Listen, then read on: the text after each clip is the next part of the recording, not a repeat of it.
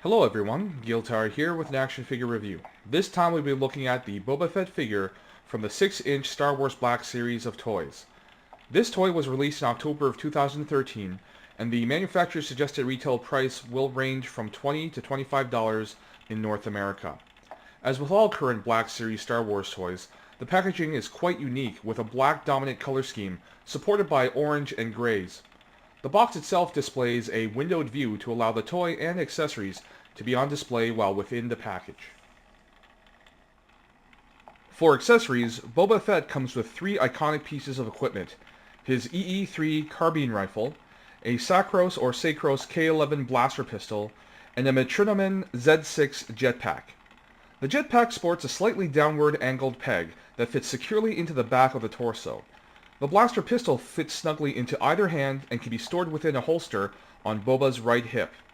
The carbine itself looks quite nice due to some metallic dry brushing detail on the barrel, as well as metal paint trim on the sculpted details on the stock.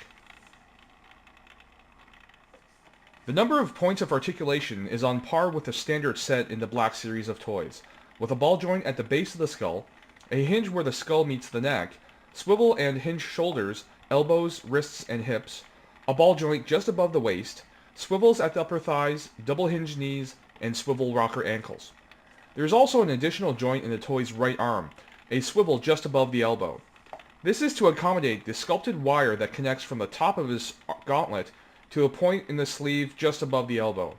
The swivel joint allows the right arm to function in the same way as the left arm with respect to swiveling at the mid-arm section. Additionally, both forearm armors or gauntlets also swivel to allow more nuanced poses with the arms. However, the right arm once again has a cable or a wire connecting from the gauntlet to the sleeve, which restricts that part of the articulation. And here is a comparison between Boba Fett and other action figures as well as model kits.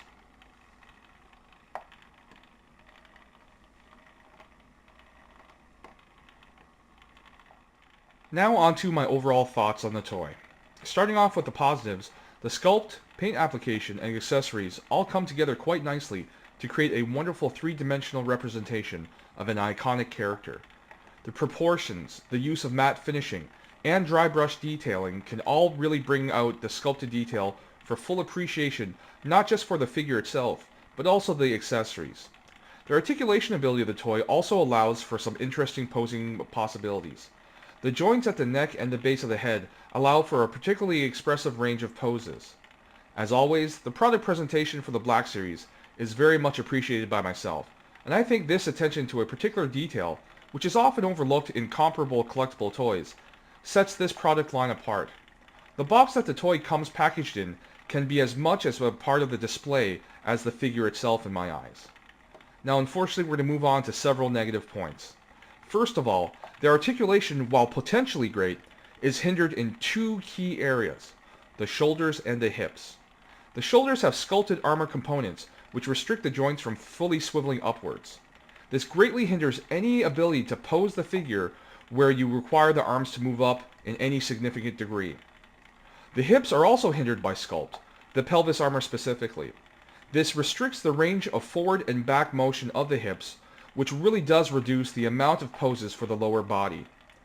Then there are some issues with the accessories. First of all, the carbine rifle does not fit well into either hand.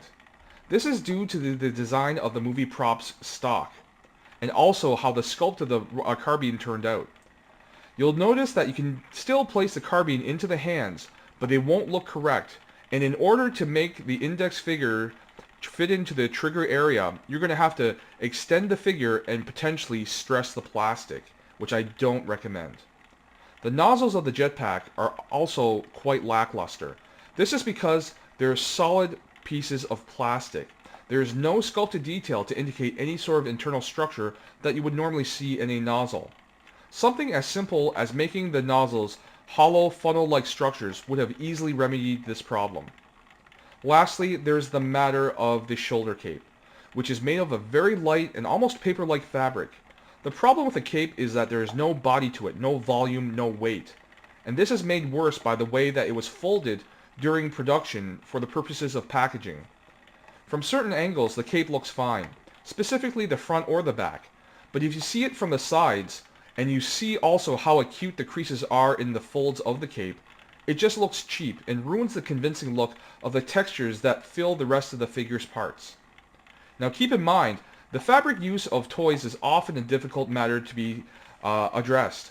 Even in larger and more expensive premium figures such as Hot Toy figures, fabric often used for clothing does not look great, and many in the collector community will actually go to a third party for alternative fabric accessories. Now, bearing those negative points in mind, overall, I actually do recommend this toy. Despite my many negative points, the overall presentation of the toy, the way that this sculpt really captures the essence of the Boba Fett character design, it just makes it for me. I think that any fan of Star Wars, and specifically fans of the character of Boba Fett, should definitely consider picking up one of these toys for their collection. For anyone else, if you simply like the look of Boba Fett, it's something I would also recommend to you. So as always, thank you very much for watching, have yourselves a great day, and I'll see you at the next video.